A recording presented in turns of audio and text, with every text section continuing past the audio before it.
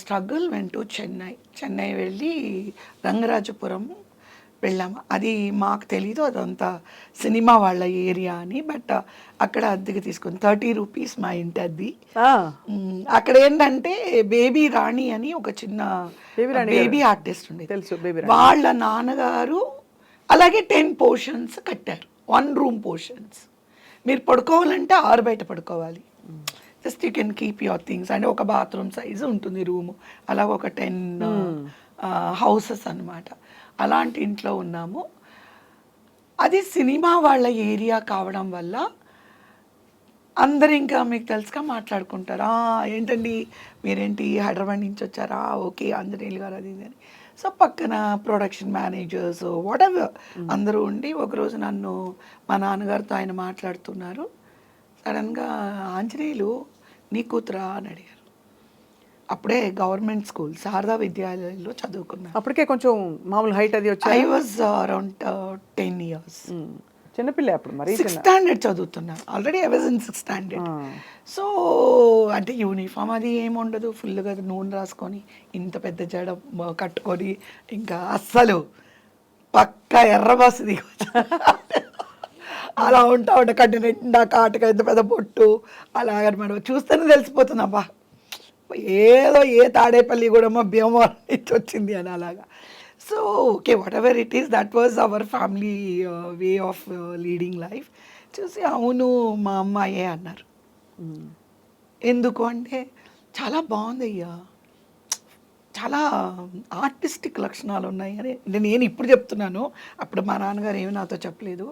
అంటే మా నాన్నగారు నవ్వేసి ఊరుకున్నారు.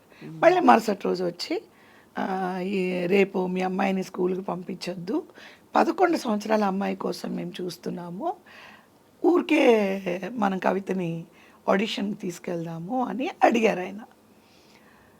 మా అమ్మ మా నాన్నగారు ఈడేదో పిచ్చోళ్ళలాగా ఉన్నాడు, మనం ఊరు వచ్చాము, అసలు వీడు మనల్ని తీసుకెళ్ళి ఎక్కడ తీసుకెళ్తాడు, ఏం చేస్తాడు, అసలు సరిగ్గా దాన్ని చూసాడా లేదా, బక్కగా ఎముకలు గూడుతో ఉంది, అది నల్లగా, నా కూతురు ఇంత దరిద్రంగా ఉంది, ఇంత చండాలంగా ఉంది, అసలు హీరోయిన్స్ అంటే ఎంత అందంగా ఉంటారు, నా కూతురు హీరోయిన్ అంటాడేంటి అని అంటే మా నాన్నగారు పోనీలే అడిగాడు కదా వెళ్దాము అని చెప్పి తీసుకెళ్ళారు.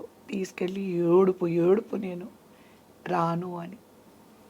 ఎందుకంటే వాళ్ళంతా అందంగా ఉంటారు అందరూ, నేను ఇలా ఉన్నాను, నన్ను మీరు తీసుకొని వెళ్ళి అవమానిస్తున్నారు అక్కడికి అంటే. అరౌండ్ 700 to 800 అమ్మాయిలకి ఆడిషన్ జరిగింది వాసు స్టూడియోస్లో. వావ్, చెన్నై. 700-800 అమ్మాయిల మధ్య 700 to 800. మీకు అర్థమవుతున్నా ఏం జరుగుతుంది ఆ టైంలో? ఏమీ తెలియదు, ఊరికే అమ్మవాళ్ళు ఏదో తీసుకెళ్ళారు. ఫస్ట్ టైం క్యూ వేరే రేషన్ షాప్లో లాగా క్యూ, అందరికీ ఒక కుర్చీస్ బంచ్ బై బంచ్ 100 గర్ల్స్, తత్మా గర్ల్స్ అంతా ఊరికే చెట్ల కింద కూర్చొని మేకప్ రూమ్స్లో అట్లా ఉన్నాం అనమాట. నా టర్న్ వచ్చేటప్పటికి మార్నింగ్ 6 o'clock తీసుకెళ్లారు, నా టర్న్ నైట్ 8 o'clock వచ్చింది. మనం పెట్టుకొని ఉన్నాను. డైరెక్టర్ గారు పిలిచి, డైరెక్టర్ శ్రీధర్ మీ అందరికీ తెలిసే ఉంటుంది, మనసే మందిరం, పెళ్లి కానుక, హిందీలో దిల్లేక్ మందిర్, జయలలిత గారిని, హేమమాలిని గారిని, అమితాబ్ బచ్చన్ గారిని, హేమల్ని ఆయన పరిచయం చేసిన ముత్తురామన్, మురళి, అదే కార్తిక్, తర్వాత పద్మప్రియ, కాంచన గారు, వెన్నెరాడ మూర్తి, వెన్నెరాడ నిర్మల, నేను చెప్పుకుంటూ పోతే ఆయన లిస్ట్ చాలా ఉంది. వాళ్ళందరినీ ఇంట్రడ్యూస్ చేసిన డైరెక్టర్ అనమాట. పిలిచి తమిళ్ తెరీమా అన్నారు, తెలుగా అన్నారు, ఎందుకు ఏడుస్తున్నావు అని అడిగారు. నాకు ఇష్టం లేదు అన్న. నవ్వి సరే అని నాకు ఆడిషన్ తీసి పంపించేశారు. అమ్మయ్యా తప్పించుకున్నామని వచ్చి చూస్తే 4-5 days తర్వాత నేను స్కూల్ నుంచి వస్తే మా ఇంటి బయట అంబాసిడర్ నిలబడి ఉంది. ఆ రోజుల్లో అంబాసిడర్ ఒక ఇంటి ముందు నిలబడిందంటే అదొక పెద్ద విచిత్రం. ఆ రోడ్లో ఉన్న వాళ్ళందరూ కారు చుట్టూ ఉంటారు. అంటే కారు అనేది అప్పట్లో అంత ప్రెస్టీజియస్ ఇష్యూ అనమాట. ఏంటి మన ఇంటికి ఓకే నేను సెలెక్ట్ అవ్వలేదు అని చెప్పడానికి వచ్చారు అనుకున్నా.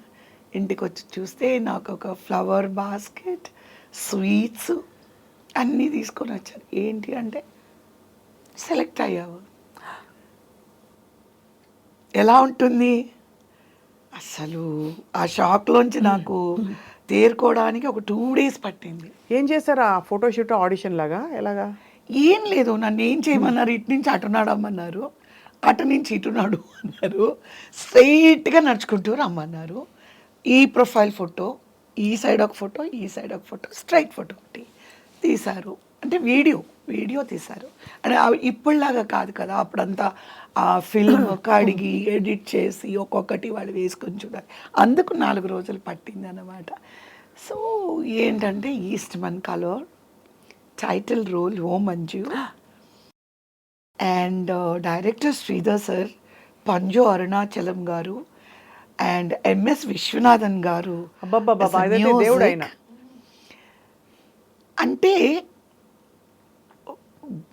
ఒక ఇండస్ట్రీలోనే హేమిల్ లాంటి ఒక గొప్ప టీం మధ్యలో ఒక చిన్న పాప ఉంది అక్కడ, ఏమీ తెలీదు. అండ్ నా కాస్ట్యూమ్స్ శ్రీధర్ గారి వైఫ్ డిజైన్ చేసి స్లిప్పర్స్ దగ్గర నుంచి హెయిర్ క్లిప్ వరకు, ఇయర్ రింగ్స్ నుంచి వాచ్ వరకు యుఎస్ నుంచి వచ్చింది. వావ్, రావడం ఇంత పెద్ద ఆపర్చునిటీ రావడం రేర్ అండి.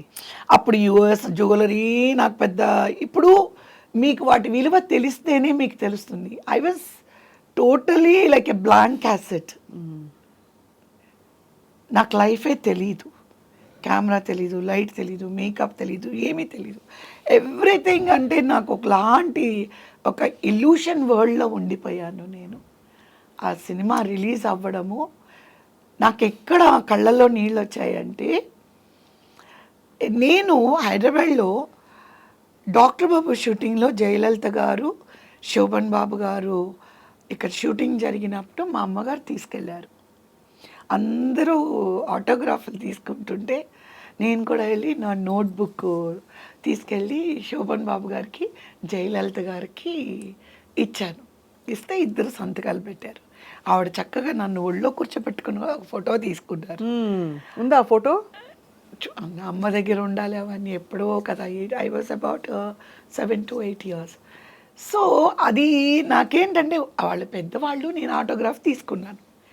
నేను కుట్రాలంలో షూటింగ్ జరుగుతుంటే ఒక 10 మంది అమ్మాయిలు అబ్బాయిలు వచ్చి ఆటోగ్రాఫ్ అడిగారు నన్ను.